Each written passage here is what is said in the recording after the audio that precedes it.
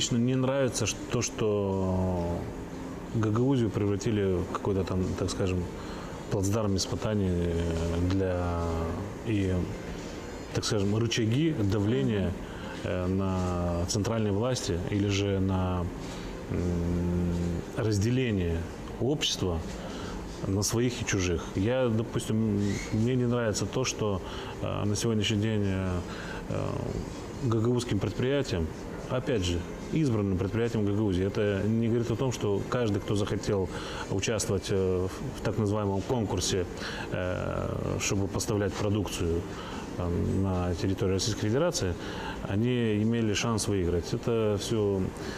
Был же вот да нет, это опять на днях только свои. Визит Роспотребнадзора. Ну да, но дают список предприятий, которые в итоге получают разрешение с Российской Федерации. Ну да, Роспотребнадзор за этим. Я понимаю, да, но я вам еще раз говорю, что не все имеют доступ для того, чтобы участвовать в так называемом конкурсе. Да. То есть заранее известно его итоги. Ну, конечно. Ну, хорошо, давайте даже взять довольно-таки известную марку, сделаю рекламу винной компании из Гагаузии, Тамай Винекс, да? Они всю жизнь, все время, сколько они существуют, поставляли в Россию вино.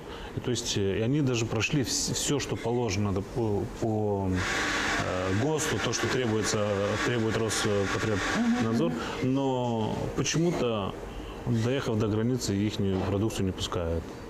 То есть есть свои моменты, которые, если руководство автономии взяло на себя такую ношу, что они решают вопросы по перевозке продукции на территорию Российской Федерации, то в таком случае они должны быть прозрачными для всех предприятий, а не только для избранных предприятий, для своих или не надо выбирать, свои или чужие. У нас есть довольно-таки серьезная, одна из мощнейших компаний по переработке овощей и фруктов на юге Молдовы. Это Бессарабия Агро, кажется, предприятие называется.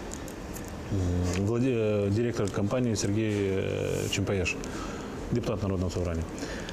И он перерабатывает в год до 30-40 тысяч тонн яблок. Его предприятие может перерабатывать. Производят соки, потом пюре, разные концентраты под... консервы, да?